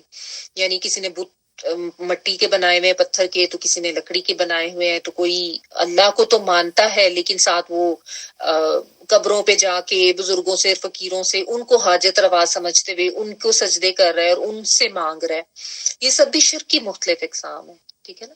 تو جتنے بھی یہ باطل معبود بنائے ہوئے ہیں نا، ان ساری زنجیروں کو توڑ کے ایک الہ کی طرف آنا ہے۔ اور ایک اور بھی ہوتا ہے الہ بنانا، انسان اپنے نفس کو بھی الہ بنا لیتا ہے۔ اس میں کیا ہوتا ہے کہ انسان اپنی نفس کی بات کو سب سے زیادہ اہمیت دیتا ہے، کیونکہ دیکھیں نا جو غلام ہوتا ہے اس کے لیے تو سب سے زیادہ اہمیت اس کے مالک کی ہوتی نا، غلام کی تو اپنی مرضی کوئی نہیں ہوتی۔ مالک نے اس کو جو کہا اٹھ جاؤ بیٹھ جاؤ، یہ کر لو وہ کر لو، سو لو پی لو کھا لو، وہ وہی کرتا ہے۔ تو عبدیت اصل میں یہی ہے کہ انسان جب یہ کہتا ہے نا کہ میں اللہ کا بندہ ہوں یا میں اللہ کی عبادت کرتا ہوں، ہم لوگ عموماً یہ جملہ تو بول دیتے ہیں کہ ہم ایک اللہ کی عبادت کرتے ہیں، ہم اللہ کو معبود مانتے ہیں، لیکن ہمیں اس کا مفہوم ہی نہیں پتا ہوتا نا۔ تو وہ مفہوم جب تک نہیں پتا ہوگا تو پھر ہم اس پہ عمل کیسے کریں گے؟ تو اس لیے یہ مفہوم سمجھنا ضروری ہے کہ الہ کا کیا مطلب ہوتا ہے اور عبدیت اور بندگی کا کیا مطلب ہوتا ہے، ٹھیک ہے نا۔ پھر اس میں یہ نہیں ہوگا کہ اچھا ٹھیک ہے یہ اللہ کا حکم ہے لیکن میرا دل تو یہ نہیں کر رہا، یا میری مرضی ایسی نہیں ہے، یا پھر لوگ کیا کہیں گے، پھر فرینڈز کیا کہیں گے، یا معاشرہ کیا کہے گا، یا میرا تو پھر یہ بڑا نقصان ہو جائے گا، فائنینشیل نقصان ہو جائے گا، یا میرا سٹیٹس لوگوں میں کم ہو جائے گا۔ پھر اس طرح کی باتیں نہیں آتی نا۔ وہی بات ہے نا کہ اگر اپنے آپ کو انسان غلام سمجھے تو یہ سمجھ لے کہ غلام کی اپنی مرضی تو ہے ہی نہیں، اس کے لیے تو پابندیاں ہی پابندی ہیں۔ اس لیے تو یہ ہے کہ مومن کے لیے زندگی قید خانہ ہی ہے۔ قید خانے میں تو آپ کی اپنی مرضی نہیں ہوتی، آپ پابندیوں میں ہوتے ہیں۔ جب آخرت میں جائیں گے تو پھر انشاءاللہ جب وہاں پہ اللہ سبحانہ تعالیٰ کی طرف سے جنت کی ابدی زندگی ملے گی، اس میں آزادی ہوگی نا۔ یہاں پہ تو انسان پابند ہے، اور اس پابندی کا نام ہی تو ابدیت ہے۔ انسان کی ابدیت کا مظہر ہی یہی ہے کہ وہ اپنے آپ کو انہی احکامات اور انہی قوانین کا پابند رکھے جو اس کے الہ نے، جو اس کے رب نے انہیں اسے بتائی ہیں۔ ہم لوگ یہ تو سب دعویٰ کرتے ہیں کہ ہاں جی ہم تو لا الہ الا اللہ پڑھتے ہیں، ہم تو مسلمان ہیں، الحمدللہ الحمدللہ، ہم یہ کہتے رہتے ہیں، لیکن ادھر ادھر کتنے الہ ہم نے بنا رکھے ہیں۔ کہیں پہ ہمارا نفس اتنا موٹا ہوا ہے کہ ہم اس کی بات مان رہے ہیں، کہیں پہ ہم نے لوگوں کو، کہیں پہ معاشرے کو، کہیں پہ دوستوں کو، کہیں پہ برادری کو، وہ پتہ نہیں کن کن چیزوں کو ہم نے اپنا الہ بنا کے ان کی باتوں کو زیادہ اہمیت دے دی ہے، اور اب اللہ تعالیٰ کی بات کو ہم کم اہمیت دیتے ہیں۔ یعنی ہمارے دلوں میں یہ جو دیگر الہ ہم نے بنا لیے، ان کے ڈر اور خوف زیادہ ہو گئے ہیں، اور اللہ سبحانہ تعالیٰ کا خوف ہم نے کم کر دیا۔ جب کوئی انسان کسی دوسرے کی بات کو زیادہ اہمیت دیتا ہے اللہ کی بات کے مقابلے میں، تو اس کا مطلب کیا ہے کہ وہ اللہ کا خوف کم رکھتا ہے اور اس انسان کا یا اس معاشرے کا یا اس حکمران کا یا جو بھی وہ طاقت ہے اس کا خوف زیادہ رکھتا ہے. تو یہی تو طاغوت ہے. تو ہمارے دین میں شروع میں ہم نے پڑھا تھا نا کہ طاغوت کا انکار بہت ضروری ہے. طاغوت سے مراد ہر وہ طاقت ہے جو اللہ کی بندگی سے روکے اور انسان کو یا تو اپنی بندگی پہ مجبور کرے یا اس کو سرکشی و نافرمانی کی طرف لے کے جائے. اب یہ انسان نے خود ہی دیکھنا ہوتا ہے کہ وہ شیطان ہے یا وہ اس کا اپنا نفس ہے یا وہ معاشرہ ہے یا وہ اس کے ملنے جلنے والے دوست ہیں یا اس کی برادری ہے. کون ہے وہ طاقت جو طاغوتی طاقت بن کر اس کو اللہ کی بندگی سے روک رہی ہے. ٹھیک ہے. تو جب اس طاغوت کو توڑے گا نا انسان اور اس کے خوف سے نکلے گا تب وہ اصل ابدیت کا اظہار کرے گا اور تب وہ اللہ کو اصل الہ مانے گا. ورنہ تو یہی ہوتا ہے کہ آج اس کی بات مان لی تو آج اس کی بات. ابھی انسان کہتا ہے اچھا، یا پھر انسان نے کیا پلی لی ہوتی ہے، چلو جب اللہ تعالیٰ چاہے گا تو میں ہدایت پر آ جاؤں گا نا. یہ بھی اصل میں اپنا نفس ہی موٹا ہوا ہوتا ہے، نفس قابو نہیں ہو رہا ہوتا. اور جب اپنے آپ کو جو اندر سے جب ضمیر کی آواز آتی ہے تو اس کو تسلی دینے کے لیے ہم یہ کہہ کے اس کو سلا دیتے ہیں کہ ابھی اللہ تعالیٰ نہیں چاہ رہا. بھئی اللہ تعالیٰ تو سب کے لیے یہی چاہتے ہیں کہ سب ہدایت پر آئیں، لیکن پہلا قدم تو انسان کو خود لینا ہے نا. ٹھیک ہے نا. تو جب انسان الہ سمجھے گا، اس اللہ سبحانہ تعالیٰ کی ذات کو مقتدر اعلیٰ سمجھے گا کہ اللہ تعالیٰ کا ہی حق ہے میری ذات پہ اور اللہ تعالیٰ کا ہی حق ہے کہ میں اس کے آگے جھکوں، اس کی عبادت کروں، تو اس میں پھر اس کو یہ بھی سمجھ آئے گی کہ اس میں صرف یہ جو عبادت کے ریچولز نہیں ہیں. ہم بالعموم عبادت جب ہم کہتے ہیں نا ہم اللہ کی عبادت کرتے ہیں تو ہمارے ذہن میں چیزیں کیا آتی ہیں؟ نماز، روزہ، زکوٰۃ. آج ہم کہتے ہیں ہم نماز تو پڑھتے ہیں، ہم روزے بھی رکھتے ہیں، ہم زکوٰۃ بھی دیتے ہیں، تو ہم تو اللہ کی عبادت کر رہے ہیں. لیکن یہ یاد رکھیں یہ جو ابدیت ہے یا عبد کا جو ورڈ ہے نا اس میں صرف ریچولز نہیں آتے. ریچولز کا مطلب ہوتا ہے رسوم عبادات. یعنی جس طرح آپ ظہر کا ٹائم ہوا، آپ کھڑے ہوئے، آپ نے فرائض پڑھ لیے، پھر آپ نے زکوٰۃ بھی دے دی، پھر آپ نے روزے بھی رکھ لیے. یہ ٹھیک ہے کہ یہ بنیادی پلرز ہیں، لیکن جب ابدیت کی بات آتی ہے نا تو وہ تو انسان کی پوری زندگی پر محیط، انسان کا پورا زندگی کا لائحہ عمل ہے کہ انسان اپنی زندگی باقی کیسے گزارتا ہے. یہ تو نہیں کہ ایک نماز پڑھ لی، دوسری نماز بھی پڑھ لی اور اس کے دوران آپ نے اللہ تعالیٰ کے سارے احکامات جو تھے وہ چھوڑ دیے. اس میں آپ نے حرام بھی کما لیا، اس میں آپ نے جھوٹ بھی بول دیا، اس میں آپ نے ظلم بھی کر لیا، دھوکہ بھی دے دیا، ساری نافرمانیاں کر لی. اور اس کے بعد پھر جب ظہر کا ٹائم ہوا یا عصر کا ٹائم ہوا تو آپ پھر نماز کے لیے کھڑے ہو گئے. تو آپ ریچولز تو کر رہے ہیں لیکن ابدیت نہیں کر رہے. ابدیت یا بندگی جو ہے نا اس میں زندگی کا ہر پہلو آ جاتا ہے. آپ نے کسی سے بات کرتے ہوئے بھی دھیان رکھنا ہے کہ آپ کیسے بات کر رہے ہیں. آپ نے کسی سے کسی طرح کی ڈیلنگ معاملات کرتے ہوئے بھی دھیان رکھنا ہے کہ آپ کیسے کن حدود و قیود کے تحت معاملات کر رہے ہیں. آپ نے رزق کماتے ہوئے بھی یہ دھیان رکھنا ہے کہ آپ حلال کما رہے ہیں یا نہیں کما رہے. پھر یہ بھی دھیان رکھنا ہے آپ کسی کے حقوق تو غصب نہیں کر رہے، سب کے حقوق ادا کر رہے ہیں، آپ کسی کے اوپر ظلم تو نہیں کر رہے ہیں. کیونکہ بہت سے رشتے بھی ہیں جن کے ہمارے حقوق ہیں، بہت سے لوگ ہیں جن کے ساتھ ہماری روزمرہ کی کوئی ڈیلنگز، کوئی معاملات ہوتے ہیں. تو اگر آپ اس میں کمی کرتے ہیں یا اس میں آپ اللہ تعالیٰ کی بتائی ہوئی حدود کی پامالی کرتے ہیں تو آپ بندگی نہیں کر رہے ہیں، آپ ابدیت کا حق ادا نہیں کر رہے ہیں. ابدیت صرف یہ نہیں ہے کہ آپ نے رسوم عبادات تو کر لی اور باقی جو معاملات ہیں ان کو پس پش ڈال دیا. تو یہ سمجھنے کی بات ہے. ٹھیک ہے نا. اور پھر عبادت بھی جو ہے اس میں شرک کا کوئی شائبہ نہیں ہونا چاہیے. پھر یہ نہیں ہونا چاہیے کہ اچھا نماز تو اللہ کے لیے پڑھی، اس کے بعد چلے گئے کہیں کسی مزار پہ یا کسی پیر کے پاس اور ادھر سجدے کیے اور ان کو حاجت روا سمجھا اور ساتھ ساتھ یہ بھی کہتے رہے کہ ہم تو نبی کی امت ہے اور ہم تو لا الہ الا اللہ پڑھتے ہیں. یہ سب شرک کے زمرے میں آ جاتا ہے. ٹھیک ہے. تو ایمان بھی خالص ہونا چاہیے، عمل بھی جو ہے وہ نیک اور شرن جائز اور نبی صلی اللہ علیہ وآلہ وسلم کی سنت کے مطابق ہونا چاہیے. تب اصل میں انسان جو ہے اس بندگی کا حق ادا کرتا ہے. ٹھیک ہے. تو یہ حضرت حود علیہ السلام نے ان کو سمجھایا کہ ایک اللہ کی بندگی کرو، تمہارے لیے اس کے سوا تو کوئی اور الہ ہے ہی نہیں. اور تم جو کچھ یہ کر رہے ہو، یعنی جو تم بتوں کی پوجا کر رہے ہو، جو تم نے یہ سب عقائد بنائے ہوئے، یہ اصل میں اختراعات ہیں، یہ تمہاری اپنی من گھڑت باتیں ہیں، افتراء ہے جس کی تمہارے پاس کوئی دلیل نہیں ہے. یعنی یہ جھوٹی باتیں ہیں جو تم نے اپنائی ہوئی ہیں. ٹھیک ہے نا. یعنی اللہ کے سوا کسی اور کو جو تم پکارتے ہو، اس کا تو نہ کبھی کسی نبی نے آ کے بتایا ہے، نہ کسی آسمانی الہامی کتاب میں اس کا کوئی ذکر ملتا ہے، تمہارے پاس اس کا کوئی ثبوت ہے ہی نہیں، ٹھیک ہے، کوئی نقلی عقلی ثبوت اس کے بارے میں تم مجھے نہیں دکھا سکتے۔ لیکن اگر کوئی کسی جھوٹے معبود کو، کسی پتھر کے بت کو یا کسی لکڑی کے بت کو کوئی پکارتا ہے تو اٹ از جسٹ لائک کہ آپ نے کال میں لائی اور آگے وہ جو آتا ہے نا کہ مطلوبہ نمبر سے جواب موصول نہیں ہو رہا، یہ بالکل ایسے ہی ہے، کیونکہ جو پتھر کا بت ہے، لکڑی کا بت ہے، یا قبروں میں مدفون لوگ ہیں، وہ تو نہ سنتے ہیں، نہ وہ دیکھتے ہیں، اور نہ وہ کچھ مدد کر سکتے ہیں، تو وہ الہ کیسے ہو سکتے ہیں؟ چھوٹی سی بات ہے نا سمجھنے کی، انسان ذرا سا اپنی عقل کو ہی جھنجھوڑ لے کہ یہ میرا حاجت روا ہو کیسے سکتا ہے، جس کو اگر میں ہاتھ سے گرا دوں تو یہ تو اپنے آپ کو بچا نہیں سکتا۔ ایسے ہی ہے نا، یہ تو یہ جھوٹے معبود تو ایسے ہی ہوتے ہیں۔ تو یہ معاملہ ہوتا ہے جب انسان اصل الہ کو چھوڑ کے کسی اور الہ کو پکارتا ہے یا اس کے سامنے جھکتا ہے، تو وہ جیسے نو رپلائی ہوتی ہے کال، بالکل ویسے ہی ہے، لیکن انسان کو سمجھ ہی نہیں آ رہی ہوتی کہ ان کو پکارنے کا کوئی فائدہ نہیں ہے، نہ یہ سنتے ہیں، نہ یہ حاجت روائی کر سکتے ہیں، نہ یہ جواب دے سکتے ہیں، ٹھیک ہے؟ تو یہ افترا ہے، یعنی حقیقت کے خلاف جھوٹ، گھڑی ہوئی بات، خود سے نکالی ہوئی بات، جس کی کوئی بیس، کوئی بنیاد، کوئی دلیل، اس کی کوئی ثبوت اس کا ملتا ہی نہیں ہے۔ شرک کی جتنی بھی اقسام آپ دیکھ لیں نا، سب افترا ہے، سب جھوٹ ہے، بے بنیاد باتیں ہیں، کہیں سے کسی طرح کی کوئی دلیل ملتی ہی نہیں ہے۔ ایون چاہے اگر آپ یہ جو اہل کتاب، ان سے اگر آپ حضرت عیسیٰ کو جو یہ معاذ اللہ کا بیٹا بتاتے ہیں، ان سے بھی بات کریں نا، تو اتنے ایسے ان کے بس ہوائی باتیں ہوتی ہیں۔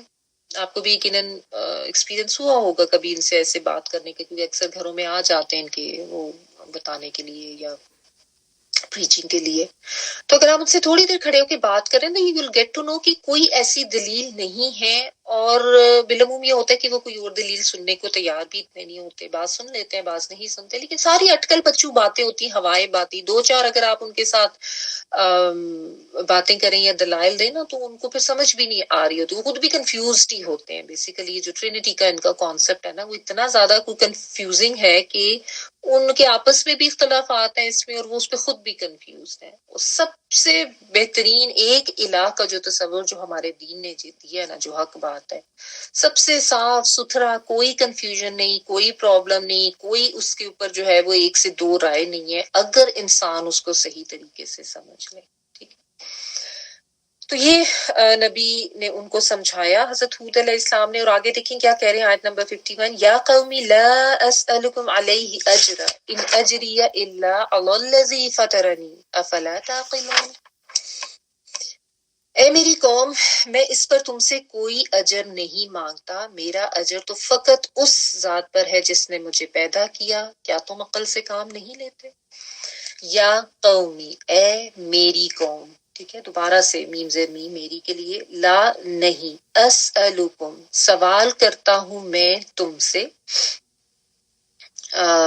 اسألکم میں سین حمزہ زبر جو ہے آتین والا میں کے لیے ہے، سین حمزہ لام جو ہے سألا سوال سے ہے، سوال پوچھنا، کچھ یعنی کچھ کوشچن کرنا، اور کم جو ہے تم پلورل کے لیے، ٹھیک ہے۔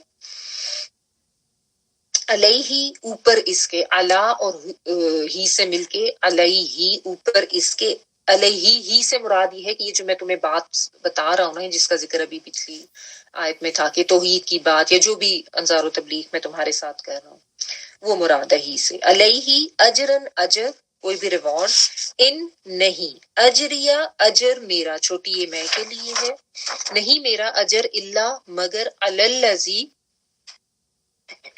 اللہ کہتے ہیں اوپر کو، اور اللہ زی وہ ذات، اوپر اس ذات کے، فطرنی جس نے پیدا کیا مجھ کو، ٹھیک ہے۔ فطرہ جو ہے، نون چھوٹی ہے، نی تو میں کے لیے آ رہا ہے، اور فطرہ جو ہے وہ بیسیکلی اس کا جو لفظی ترجمہ ہوتا ہے، یہ شک کرنا یا پھاڑنا اس معنوں میں ہوتا ہے، جیسے کوئی جیسے صبح کی سورج کی روشنی جب وہ پھٹتی ہے، یا جیسا زمین کو پھاڑ کے وہ چھوٹی سی کومپل نکلتی ہے نا بیج کی، تو اس سے وہ جیسا یعنی پہلی بار کی پیدائش، اس کا ایک مفہوم نکلتا ہے نا، تو اس لیے کہ وہ فطرانی جو ہے، یہ فطرہ تخلیق کے معنوں میں بھی آتا ہے، فاطر السماوات والارض، اللہ سبحانہ تعالیٰ کے لیے آتا ہے۔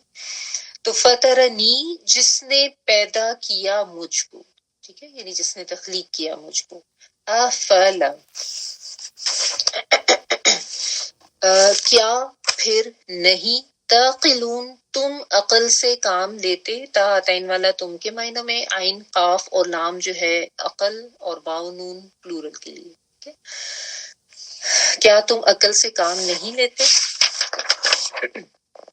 اب یہاں پہ دیکھیں حضرت ہود علیہ السلام پھر ونس اگین ان کو بہت پیار سے، بہت اپنائیت دکھاتے ہوئے، بہت اچھے اخلاق کا مظاہرہ کرتے ہوئے اور بہت اچھے اخلاص کے ساتھ ان کو پکار رہے ہیں اور ان کو کہہ رہے ہیں کہ دیکھو میں تم سے کوئی اجر تو نہیں مانگ رہا ہوں. ٹھیک ہے نا. اب یہ بات انہوں نے کیوں کہی ہے؟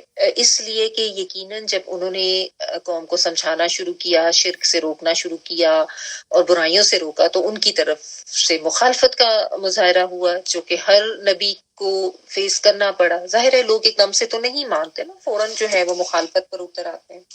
تو انہوں نے بھی یہی کیا. تو وہ اب ان کو جو ہے نا ایک طرح سے یقین دلانے کے لیے یا اپنے اخلاص کا ثبوت دینے کے لیے ان کو یہ کہہ رہے ہیں کہ دیکھو میں تم لوگوں سے کوئی اجر تو نہیں مان رہا.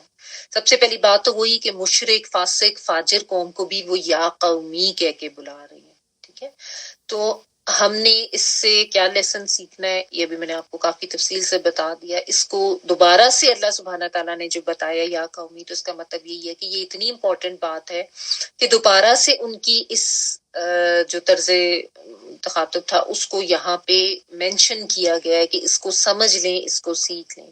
کیونکہ ہم اپنے کلمہ گو لوگوں کو بھی جو ہے وہ اتنی نفرت کے ساتھ بلائیں گے یا ان سے اتنا ہم دور بھاگنا شروع کر دیں گے جب ہمیں لگے گا کہ وہ کوئی دین سے ہٹا ہوا کوئی کام کر رہے ہیں. تو اس چیز کو ذہن میں رکھیں کہ وہ مشرک ہیں، وہ تو شرک کرنے والے ہیں، فسق و فجور میں پڑے ہوئے، ان کو بھی وہ یا قومی کہہ کے بلا رہے ہیں. اور پھر یقین اس طریقے سے دلا رہے ہیں کہ دیکھو تمہیں میرے اخلاص سے ہی سمجھ جانا چاہیے کہ اگر کوئی ایسا انسان ہوتا جس کو کوئی غرض ہوتی، جس کا اپنا کوئی مقصد ہوتا، تو اس کو کوئی نہ کوئی تو لالچ ہوتا نا. وہ تم سے کوئی معاوضہ طلب کرتا. میں نے تم سے کوئی اس کے عوض کچھ نہیں مانگا، کوئی مال و دولت نہیں مانگا، کوئی تم سے کوئی نسب میں ایسا نہیں مانگ رہا یا کوئی ایسی سرداری یا حکمرانی میں نہیں مانگ رہا. میں نے تو بہت زیادہ بے لوث ہو کر، بہت زیادہ بے غرض ہو کر تمہیں ایک اللہ کا پیغام ہے جو تمہیں پہنچایا ہے نا. اور ساتھ وہ یہ بھی کہہ رہے ہیں کہ میرا اجر تو اللہ کے ذمہ ہے. یعنی یہ اس لیے اس طرح کا انداز میں اپنایا جاتا ہے تاکہ قوم کو احساس ہو کہ وہ جو نبی ہے وہ ان کا خیر خواہ ہے اور اس کو کوئی ایسا لالچ نہیں ہے، کوئی ایسا طمع، کوئی غرض ایسی نہیں ہے. تو یہ ان کو وہ کہہ رہے ہیں کہ تم غور نہیں کرتے، تم عقل استعمال نہیں کرتے کہ میں کیسے اپنے فائدے کے بغیر جو بات تمہیں بتا رہا ہوں وہ تمہارے فائدے کی بات ہے، تمہارے لیے ایک ہدایت کی بات میں تمہیں بتا رہا ہوں. میرا اس میں کیا مفاد ہے؟ اس میں تو تمہارا ہی فائدہ ہے. ٹھیک ہے نا. تو وہ اور اپنی قوم کو جو ہے ایک طرح سے یعنی جگا بھی رہے ہیں اور اپنی نبوت کی صداقت کے لیے بھی یہ بتا رہے ہیں. اور پھر ساتھ اللہ سبحانہ تعالیٰ کا وہی بات ہے کہ اللہ تعالیٰ کا خالق مالک ہونا یہ بھی وہ بتا رہے ہیں. فطرنی جس نے پیدا کیا مجھ کو. تو یعنی اللہ تعالیٰ کی ذات ہے جس نے مجھے پیدا کی. جیسے میں نے آپ کو کہا نا فطرنی، جیسا پہلی مرتبہ پیدائش سے آپ کہہ لیں، جیسے میں نے آپ کو بھی بتایا. خلا کا جو ہے وہ تو ریپیٹڈ بھی ہو سکتا ہے، پہلے سے موجود چیز سے آگے کچھ بنانا وہ بھی ہو سکتا ہے، لیکن فطرنی تھوڑا یہ اس میں فرق آ جاتا ہے. ٹھیک ہے. تو وہ ایک تو اللہ سبحانہ تعالیٰ کے ذکر کے ساتھ ہی اپنی ہر بات کرتے ہیں، اللہ کی توحید کو بیان کرتے ہوئے، اللہ تعالیٰ کا خالق مالک ہونا بیان کرتے ہوئے. اور یہی طریقہ ہوتا ہے دعوت دینے کا کہ اپنی ہر بات میں جو ہے نا اللہ سبحانہ تعالیٰ کی بات کے ساتھ آپ اگلے کو سمجھائیں، اللہ تعالیٰ کی توحید کے ساتھ اس کی اختیار اور قدرت کو بیان کرتے ہوئے، تاکہ انسان جو ہے وہ تھوڑا سا جاگے، اس کو کچھ سمجھ آئے. اور پھر وہ اپنی جو ہمدردی ان کی ہے قوم کے لیے اس کو بھی یہاں پہ واضح کر رہے ہیں کہ دیکھو مجھے اللہ نے پیدا کیا ہے، اس نے جو پیغام مجھے دے کے بھیجا ہے میں وہ پیغام تمہارے تک پہنچا رہا ہوں. میں نے اپنا اجر اللہ سے لینا ہے، تم لوگوں سے تو میں کچھ بھی نہیں مانگ رہا ہوں، تو میں تو اپنا کوئی فائدہ چاہتا ہی نہیں ہوں. ٹھیک ہے، کیونکہ عموماً یہ ہوتا ہے نا، جب آپ کسی کو حق کی دعوت دیتے ہیں نا یا کوئی حق بات بتاتے ہیں تو یہ رویہ بالعموم ہوتا ہے کہ لوگ یہ سمجھتے ہیں کہ اس کا کوئی اپنا فائدہ ہوگا، اس میں نا یہ پتہ نہیں کیا چاہ رہا ہے، اس کو کوئی ریٹرن چاہیے ہوگا، اس کو کچھ اس کے اوپر کوئی اجر یا ایسی چیز چاہیے ہوگی جو یہ مجھے یہ بات بتا رہا ہے۔ لیکن آپ کو پتہ ہے انبیاء تو اتنے بے لوث خدمت کرنے والے اور اتنے بے غرض سے لوگ ہوتے، تو ان کی تو غرض اور مقصد صرف اور صرف یہ ہوتی تھی کہ اللہ تعالیٰ نے جس کام پہ ان کو مبعوث کیا ہے اس کو وہ پورا کر دیں اور اللہ کا پیغام آگے پہنچا دیں۔ ٹھیک ہے، تو پھر آگے وہ دیکھیں افلا تعقلون، کیا تم عقل سے کام نہیں لیتے؟ یعنی پوری آپ دیکھیں نا بڑے استدلال سے وہ بات کر رہے ہیں کہ یعنی ایک تو یہ کہ تم میری بات کو بڑی سرسری طور پر تم ایسی نظر انداز کر رہے ہو، میری مخالفت کر رہے ہو، یعنی تم اس کے اوپر کوئی سنجیدگی سے غور و فکر نہیں کر رہے ہو۔ ٹھیک ہے، اور اس کی وجہ یہ ہے کہ تم لوگ عقل سے کام نہیں لیتے ہو، یعنی ذرا سے بھی عقل سے کام لینے والے ہوتے تو تم ضرور یہ سوچتے کہ ایک ایسا شخص جو بس نصیحتیں کر رہا ہے، دعوت دے رہا ہے اللہ تعالیٰ کی طرف، اور تم لوگوں کی اتنی مخالفتیں بھگت رہا ہے اور اتنی مشقت کا ایک کام کر رہا ہے، تو اس کے پاس اپنی تو کوئی غرض ہے ہی نہیں نا۔ تو اس طرح کا کوئی انسان ہے تو جس نے اپنا عیش و آرام بھی چھوڑا ہوا ہے اور اپنی کوئی دنیا بنانے کی اس کو فکر بھی نہیں ہے، اور اپنے آپ کو مشکل میں ڈال کر وہ یہ تمہارے جتنے بھی عقائد اور تمہارے یہ جو شرکیہ رسومات ہیں ان کے خلاف اگر کوئی آواز اٹھا رہا ہے اور تمہاری دشمنی مول لے رہا ہے بغیر کسی وجہ کے، تو کم از کم اتنا تو سوچو کہ اس کی بات اتنی تو بے وزن نہیں ہوگی نا کہ تم لوگوں نے ایسے ہی اس کو ٹال دیا اور تم لوگوں نے بالکل اس کے اوپر کوئی غور و فکر ہی نہیں کیا، اس کی ذرا سی تم نے زحمت بھی نہیں کی کہ اتنا ہی سوچ لو کہ دیکھ لو کس طریقے سے یہ انسان جو ہے اس کے اوپر تمہیں سمجھا رہا ہے یا بتا رہا ہے یا دعوت دے رہا ہے، تو تھوڑی سی عقل استعمال کرو۔ اور پھر یہ بھی کہ یہ جو شرک کے جتنے بھی معاملات یا شرکیہ عقائد جتنے بھی ہیں نا، یہ بے عقلی کا ہی نتیجہ ہوتے ہیں۔ یعنی انسان جب بے عقل ہو جاتا ہے نا، عقل و شعور اللہ سبحانہ تعالیٰ نے ہر انسان کو دیا، جب انسان اس کو اٹھا کے ایک طرف رکھ دیتا ہے اور جب اس میں پڑ جاتا ہے نا کہ بس جو طریقے مجھے آباء و اجداد نے سکھائے ہیں میں نے وہی کرنے ہیں، کچھ غور نہیں کرتا، کچھ اپنے دین کو سمجھنے کی کوشش نہیں کرتا، یعنی اس عقل و شعور کو استعمال نہیں کرتا، تو وہ ایسے لوگوں کا ہی یہ رویہ ہوتا ہے جو کہ ہر نبی کی قوم کا ہوتا تھا جب بھی ان کو حق بات سمجھائی جاتی تھی۔ تو یہ چاہے آپ شرک کہہ لیں، چاہے اللہ کی نافرمانی کہہ لیں، فسق و فجور کہہ لیں، سارے غلط عقائد کہہ لیں، یہ سب بے عقلی والی باتیں ہیں۔ ٹھیک ہے، اور اس طریقے سے حق بات بتانے والے کی مخالفت کرنا یا اس کے اخلاص کو نہ سمجھنا، یہ ساری باتیں جو ہیں یہ بے عقلی کی باتیں ہیں، تو یہ نبی نے ان کو سمجھایا۔ اور آگے دیکھیں بہت امپورٹنٹ بات، وَيَا قَوْمِ اسْتَغْفِرُوا رَبَّكُمْ ثُمَّ تُوبُوا إِلَيْهِ يُرْسِلِ السَّمَاءَ عَلَيْكُمْ مِدْرَارًا وَيَزِدْكُمْ قُوَّةً إِلَىٰ قُوَّتِكُمْ وَلَا تَتَوَلَّوْا مُجْرِمِينَ۔ اور اے لوگو تم اپنے رب سے بخشش مانگو، پھر اس کی بارگاہ میں اس سے رجوع کرو، وہ تم پر آسمان سے موسلا دھار بارش بھیجے گا اور تمہاری قوت پر قوت بڑھا دے گا، اور تم اس سے روگردانی نہ کرو مجرم بنتے ہوئے۔ اور یا قومی، اے میری قوم، دیکھیں پھر وہی ورڈ ریپیٹ کیا گیا تینوں آیات میں، استغفروا، بخشش مانگو، سین تا کچھ طلب کرنا مانگنے کے معنوں میں آتا ہے، باب استفعال میں جب یہ چلا جاتا ہے، غین فارا اس کا روٹ ورڈ ہے، غفرا کا مطلب ہوتا ہے ڈھانپ لینا، کور کر لینا، تو استغفروا بخشش مانگو، یہ امر کا صیغہ ہے، امر کہتے ہیں حکم کا، یعنی حکم دیا جا رہا ہے کہ یہ کرو۔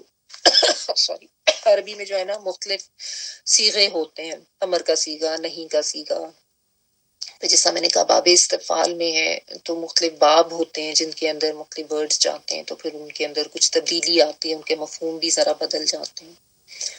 anyway، ربکم، رب سے تمہارے، کم تم سب کے لیے، جو رب ہے تمہارا، اور رب کا ورڈ جب بھی آئے خالق، مالک، مدبر سب سمجھ جایا کریں کہ سب اس میں آتا ہے۔ ثم پھر توبو الیہ، توبہ کرو اس کی طرف، تا واو اور با، تابا یہ توبو ہوتا ہے لوٹنا یا پلٹنا، ٹھیک ہے نا، یعنی اللہ سبحانہ تعالیٰ کی طرف جب انسان لوٹتا ہے، پلٹتا ہے اور اس سے اپنی غلطی کا اقرار کر کے اپنی غلطی کی معافی مانگتا ہے، تو اس کو ہم توبہ کہتے ہیں نا. الیہ طرف اس کے، ہی سے مراد اللہ سبحانہ تعالیٰ کی ذات ہے. یرسل السماء، یا جو ہے عطائن والا وہ کے معنوں میں، اور ارسال کرنا ہوتا ہے نا، را سین لام اس کا روٹ ورڈ ہے. ارسال کرنا کیا ہوتا ہے؟ بھیجنا. تو یرسلی وہ بھیجے گا، السماء آسمان کو، علیکم اوپر تمہارے، اللہ اور کم سے مل کے، مدرارن. مدرارن جو ہے نا وہ درن دال را را اس کا روٹ ورڈ ہے.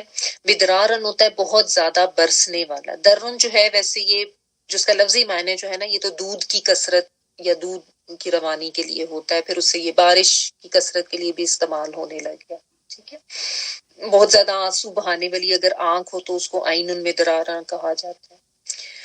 تو بہت برسنے والا یعنی آسمان سے خوب بارش ہوگی. وَيَزِدْكُمْ اور زیادہ دے گا تم کو، یا وہ کے معنوں میں، زا یا اور دال اس کا روٹ ورڈ ہے. کم تم پلورل کے لیے آتا ہے، اور وہ تم سب کو زیادہ دے گا. کیا دے گا؟ قوتن، قوت تمہیں زیادہ دے گا. قاف واو واو اس کا روٹ ورڈ ہوتا ہے. الا قوتکم طرف قوت کے تمہاری، یعنی آلریڈی تمہاری قوت ہے، اس کو اور زیادہ قوت دے دے گا. ولا اور نہ، تتولو تم منہ پھیرو. واو لام یا اس کا روٹ ورڈ ہوتا ہے. ولی ویسے تو دوست کے لیے آتا ہے، لیکن اس سے تولا جو بن جاتا ہے تو وہ مختلف معنوں میں آ جاتا ہے. اس میں منہ موڑنے کا بھی معنی آتا ہے، اور شروع میں جو ایک علیحدہ ہے وہ تم کے معنوں میں آتا ہے ان والا. ٹھیک ہے. تتولو تم منہ موڑو، مجرمین مجرم بن کر، جیم را اور میم. ٹھیک ہے. اچھا، اب یہاں پہ دیکھیں، صرف یہ نہیں ہے کہ انہوں نے قوم کو توحید کی دعوت دی اور ان کو ان کے غلط کاموں سے روکا اور اپنی سچائی بھی ان کو سمجھانے کی کوشش کی، بلکہ ساتھ ہی انہوں نے ایک ریمیڈی بھی ان کو بتائی ہے کہ استغفار کرو اللہ سے. ٹھیک ہے، کہ استغفار طلب کرو اللہ سے اور لوٹو اس کی طرف. اب اس دونوں میں ذرا فرق بھی سمجھ لیں. ایک ہوتا ہے استغفار اور ایک ہوتی ہے توبہ. استغفار جو ہے نا وہ قولی یا زبانی عمل کا نام ہے، یعنی جس طرح ہم مختلف کلمات ہم پڑھتے ہیں، استغفر اللہ ربی من کل ذنب واتوب الیہ، جو بھی آپ استغفار کے کلمات ہوتے ہیں وہ اس میں آتے ہیں استغفار کرنے میں. اور تابہ یا توبی یا توبہ جو ہے نا وہ عمل کا نام ہے. جیسا میں نے آپ کو اس کا لفظی مطلب بتایا نا کہ توبہ کا مطلب ہوتا ہے لوٹنا یا پلٹنا. تو قولی اظہار بھی ہوتا ہے کہ انسان اپنے گناہوں پر معافی مانگتا ہے، اور اس کے بعد جب وہ عمل کر کے لوٹتا ہے پلٹتا ہے تو اس کو پھر توبہ کہا جاتا ہے. ٹھیک ہے. تو یہ یہاں پہ بتایا گیا کہ تم توبہ کرو اس کی طرف، الیہ اپنے رب کی طرف. تو یہ انہوں نے سمجھایا ایک بہت آپ کہہ لیں کہ ایک سنہری اصول، ایک بہت اہم نقطہ وہ قوم کو سمجھا رہے ہیں کہ ان کو استغفار کرنے کی ترغیب دے رہے ہیں کہ تم اللہ سے اپنے گناہوں پہ معافی مانگو. ظاہر اللہ سبحانہ تعالیٰ تو غفور و رحیم ہے، انسان غلطیاں خطائیں کرتا ہے، لیکن جب بھی اللہ سے معافی مانگے اللہ تعالیٰ کو انسان غفور و رحیم پائے، اور اس یقین کے ساتھ ہی اللہ تعالیٰ سے اپنے گناہوں پہ معافی مانگنی چاہیے کہ اللہ تعالیٰ ضرور معاف کر دیتے ہیں. اور یہاں پہ جو ہے نا آپ دیکھیں وہ استغفار کے فائدے ان کو کیا بتا رہے ہیں کہ تم پر آسمان کو برستا ہوا بھیجے گا اور تمہاری قوت کو اور زیادہ بڑھا دے گا، تو تم خام خام جرم بن کے، مجرم بن کے اللہ تعالیٰ سے دور نہ جاؤ. یعنی توبہ کی ترغیب بھی وہ دے رہے ہیں نبی، اور توبہ کے فوائد بھی بتا رہے ہیں. ٹھیک ہے. اور توبہ کے حوالے سے ہم نے بات کئی دفعہ پہلے بھی پڑھ لی کہ توبہ جو ہے وہ ایک تو یہ کہ یہ ایک مسلسل عمل کا نام ہے، دوسرا یہ کہ اس میں کن شرائط کا دھیان رکھنا ہوتا ہے، کہ ایک تو یہ کہ ماضی میں جو گناہ انسان سے ہوا ہے اس کے اوپر شرمندگی ہو، ندامت ہو، حال میں انسان یعنی پریزنٹ میں اس گناہ کو چھوڑ دے، اور اس کے علاوہ فیوچر میں یہ عہد کر لے کہ میں نے مستقبل میں یہ گناہ دوبارہ نہیں کرنا. تو یہ ماضی، حال، مستقبل کی تین شرائط بھی توبہ کے ساتھ منسلک ہوتی ہیں. اس کے ساتھ ہی توبہ ہونی چاہیے. ٹھیک ہے.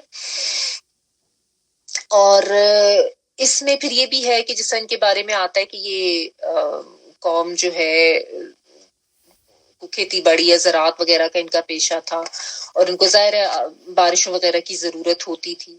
تو یہاں پہ دیکھیں وہ یہ بتا رہے ہیں کہ تمہارے اوپر اللہ سبحانہ تعالیٰ آسمان کو برستا ہوا بھیجیں گے، یعنی پانی کی کوئی کمی وغیرہ جو ہے وہ تمہاری دور ہو جائے گی، اور آلریڈی تم طاقتور تو ہو، جیسا ہم نے آپ کو بتایا نا بڑی طاقتور قوم تھی، لیکن اس سے زیادہ اور زیادہ تمہاری اللہ تعالیٰ قوت تمہاری بڑھا دیں گے اور تمہاری مدد کریں گے، کیونکہ یہ تو اپنے زوم میں ہوتے تھے نا، یہ تو اپنے آپ کو بہت زیادہ طاقتور سمجھتے تھے اور ان کو تو خیال تھا ان کو تو کسی لحاظ سے کسی اور کی مدد کی ضرورت ہی نہیں، ٹھیک ہے۔ لیکن یہاں پہ نبی ان کو کیا سمجھا رہے ہیں، ان کو ساتھ ساتھ یہ بتا رہے ہیں کہ جو مطلب ایک تو یہی مطلب کہ کوئی کتنا بھی طاقتور ہو جائے، سب سے زیادہ طاقتور تو اللہ کی ہی ذات ہے نا، اور انسان کسی بھی مرتبے پہ پہنچ جائے، کتنا بھی طاقتور ہو جائے، اس کو اللہ کی مدد کی ضرورت ہر وقت رہتی ہے۔ اللہ کے سامنے تو انسان بے بس و بے کس ہی رہتا ہے، ٹھیک ہے۔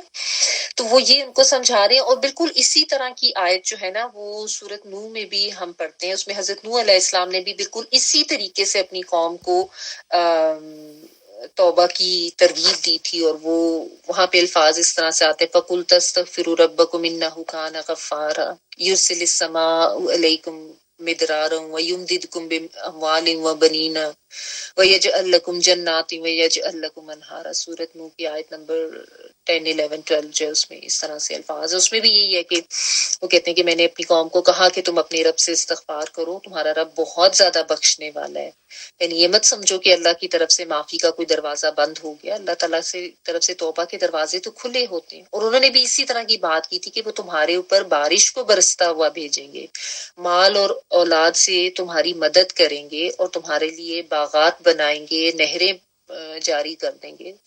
یعنی یہ سارے استغفار کے فوائد ہیں جو ہمیں پتہ چلتے ہیں۔ قرآن مجید سے بھی استغفار کی بہت زیادہ اہمیت پتہ چلتی ہے، نبی صلی اللہ علیہ وآلہ وسلم کی حدیث سے بھی پتہ چلتا ہے، جس طرح ایک حدیث کا مفہوم اس طرح سے ہے کہ جو پابندی سے استغفار کرتا ہے اللہ تعالیٰ اس کو ہر فکر سے کشادگی دے دیتے ہیں، یعنی اس کے ہر غم کو دور کر دیتے ہیں، اور اس سے تنگی سے نکلنے کا راستہ اس کے لیے بنا دیتے ہیں، اور اس کو ایسی جگہ سے رزق دیتے ہیں جس کا اس کو وہم و گمان بھی نہیں ہوتا، یعنی وہ ایکسپیکٹ بھی نہیں کر رہا ہوتا ہے، تو اللہ تعالیٰ ایسی جگہ سے اس کو رزق دے دیتے، ٹھیک ہے نا۔ تو یہ جو استغفار ہے نا یہ بہت زبردست طریقہ ہے، بہت زبردست آپ کے لیے ایک کلیہ ہے دنیاوی رنج و غم سے نجات کے لیے بھی، اور اللہ سبحانہ تعالیٰ سے ایک تعلق قائم کرنے کے لیے بھی، اللہ کی رحمت لینے کا بھی یہ طریقہ ہے، دعائیں قبول کرنے کا بھی یہ ایک ذریعہ ہے، دعائیں قبول کروانے کا، ٹھیک ہے۔ استغفار سے انسان کے لیے نا ہر طرح کی خیر و برکت، ہر طرح کی خیر و بھلائی کے دروازے کھلتے ہیں، اور جیسا وہ بھی ہے نا وَمَن يَتَّقِ اللَّهَ وَيَجْعَل لَّهُ مَخْرَجًا وَيَرْزُقْهُ مِنْ حَيْثُ لَا يَحْتَسِبُ، سورۃ طلاق میں جیسے آتا ہے کہ جس نے اللہ کا تقوی اختیار کیا، اللہ تعالیٰ اس کے لیے ہر غم سے نکلنے کا مخرج بنا دیں گے، کوئی ایگزٹ بنا دیں گے، کوئی راستہ بنا دیں گے، اور اس کو ایسی جگہ سے رزق دیں گے جس سے اس کو گمان بھی نہیں ہوگا۔ تو اللہ سے توبہ وہی کرے گا نا جو اللہ کا تقوی رکھتا ہوگا، ٹھیک ہے۔ اور تو توبہ جب کرنی ہے، استغفار جب کرنی ہے تو دل کی سچی پکی نیت کے ساتھ کرنی ہے، اور جتنی بھی انسان کو زندگی میں کوئی پریشانیاں ہیں، کوئی غم ہیں، کوئی مصائب ہیں، سب کے لیے یہ بہت مجرب نسخہ ہے جو تمام علماء بتاتے ہیں، کیونکہ ظاہر نبی صلی اللہ علیہ وآلہ وسلم نے بھی اس کی بہت ترغیب کی۔ آپ صلی اللہ علیہ وآلہ وسلم نے فرمایا کہ میں 70 سے زیادہ مرتبہ دن میں استغفار کرتا ہوں، اور ایک اور حدیث میں 100 سے ہے کہ 100 مرتبہ استغفار کرتا ہوں۔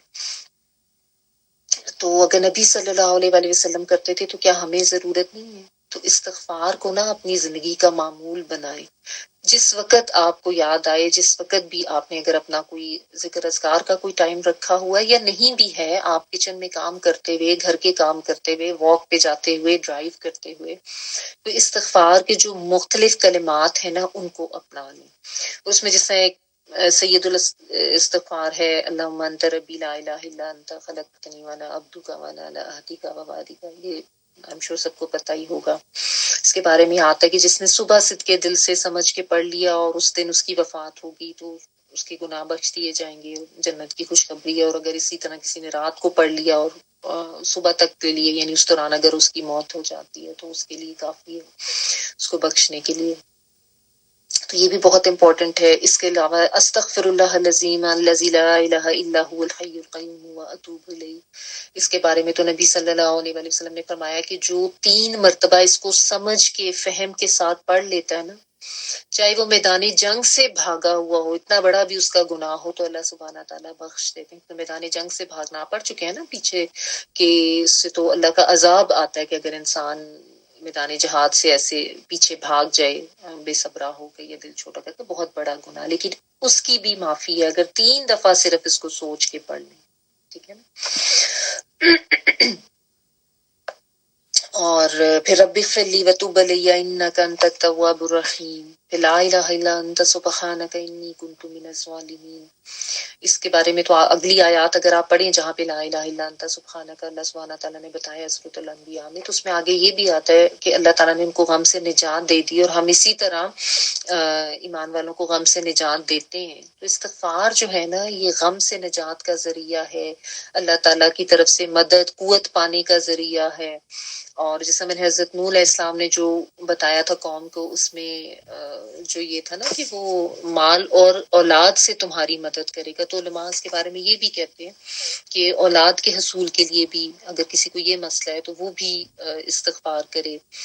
اور رزق میں تو رزق کی کشادگی، اس میں تو سب کچھ آپ کو پتہ ہے، عربی میں جب رزق کا ورڈ ہوتا ہے تو اس میں سب کچھ آ جاتا ہے، ہر طرح کی اللہ کی دی ہوئی نعمت و بلیسنگ.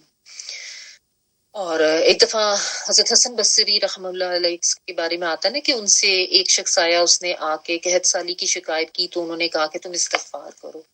دوسرے نے آ کے کوئی تنگ دستی کی شکایت کی تو اس کو بھی کہا استغفار کرو. تیسرے نے آ کے بے اولادی کی شکایت کی، اس کو بھی کہا استغفار کرو. کسی نے آ کے کہا کہ میری جو کھیت کی پیداوار ہے بہت کم ہوتی ہے، اس کو بھی کہا استغفار کرو. تو لوگوں نے پوچھا کہ آپ نے تو ہر ایک کے معاملے کا ایک ہی حل بتایا، استغفار کرو استغفار کو. تو انہوں نے پھر وہی جو سورۃ نوح کی جو آیت میں نے بھی آپ کو پڑھ کے سنائی ہے نا، یہ پڑھ کے سنائی اور ان کو کہا کہ تو اللہ تعالیٰ نے خود کہا ہے کہ آسمان کو برستا ہوا بھیجے گا، مال اور اولاد سے تمہاری مدد کرے گا، باغات تمہارے لیے بنائے گا، نہریں تمہارے لیے بنائے گا. تو کسی کو رزق کی کچھ تنگی ہے، بے اولادی ہے، کوئی کسی کو قحط سالی ہے، کیسا بھی غم ہے، پریشانی ہے، پھر یہاں پہ بھی دیکھ لیں ابھی اللہ تعالیٰ کے بارے میں جو نبی ہیں وہ یہی بتا رہے ہیں کہ آسمان کو بستا بھیجیں گے، تمہاری قوت میں اضافہ کریں گے، چاہے وہ انسان کی انفرادی قوت افرادی قوت کے لحاظ سے بات ہو رہی ہے یا کوئی مالی جسمانی قوت کے لحاظ سے بات ہو رہی ہے، جس طریقے سے بھی ہوگی اللہ تعالیٰ کی طرف سے مدد آئے گی، سپورٹ ہوگی. ٹھیک ہے. تو استغفار جو ہے نا، اس کے بہت سے فائدے ہیں. اس کو اپنی زندگی کا معمول بنائیں اور اس سے غفلت میں نہ رہیں، بلکہ اپنے بچوں کو بھی سکھائیں یہ چیز جو ہے نا کہ جس ہوتا ہے نا بچے بعض دفعہ چھوٹی موٹی چیز پہ پریشان ہو جاتے ہیں، اس وقت ان کو سمجھائیں کہ استغفار کرو. اور اس میں پھر یہ نہیں سمجھ لینا چاہیے کہ ہم کوئی ایسے گناہگار تھوڑی ہیں، ہم تو بڑے نیک ہیں، ہم تو سب کچھ کرتے ہیں. بعض دفعہ ایسے بھی ہوتا ہے کہ آپ کسی کو کوئی بات، اگر آپ کسی کو یہ کہیں تو یہ بھی حکمت کا پوائنٹ یاد رکھیں کہ اگر آپ خالی کسی کے غم میں اس کو یہ کہیں گے نا اچھا استغفار کرو، توبہ کرو توبہ کرو، تو یہ سمجھے گا کہ شاید آپ اس کو یہ باور کرا رہیں گے وہ بڑا گنہگار ہے. تو اگر آپ وہی بات کے اللہ کے حوالے سے اللہ کی بات کے ساتھ دوسرے کو سمجھائیں گے، یا نبی صلی اللہ علیہ وآلہ وسلم کی حدیث کے ساتھ سمجھائیں گے، یا یہ والی آیات پڑھ کے اگلے کو سمجھائیں گے کہ اللہ سبحانہ تعالیٰ کی طرف سے یہ طریقہ بتایا گیا ہے، قرآن مجید کی آیت کا یہ مفہوم ہے کہ اگر تم استغفار کرو تو اللہ سبحانہ تمہارے لیے کس کس طرح سے راستے کھولیں گے، حدیث کا مفہوم یہ بنتا ہے، تو اس کو بات آسانی سے سمجھ آ جائے گی. ورنہ لوگ یہ پریشان ہوتے کہ اچھا آپ تو ہمیں یہ کہہ رہے کہ ہم بڑے گناہگار ہیں، ہم تو ایسے نہیں ہیں، ہم تو نیک ہیں، ہم تو نمازیں بھی پڑھتے ہیں، ہم یہ بھی کرتے ہیں. تو حکمت سے بات کرنی ہے. ٹھیک ہے. اور اپنے لیے بھی اس بات کو ضرور سمجھیں اور اپنی اولاد کے لیے بھی. اللہ سبحانہ تعالیٰ ہم سب کو قرآن مجید سمجھ کے پڑھنے اور اس پر عمل کرنے کی توفیق عطا فرمائے. وآخر دعوانا الحمد للہ رب العالمین. جی پلیز اگر اس کی تلاوت طے کر دیں.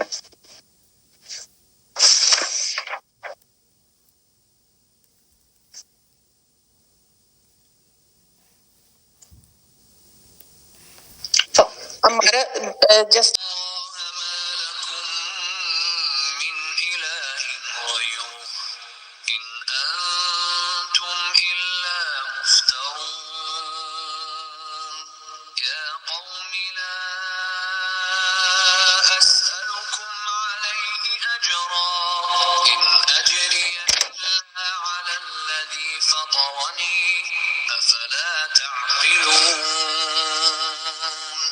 ويا قوم واستغفروا ربكم ثم توبوا إليه يرسل السماء عليكم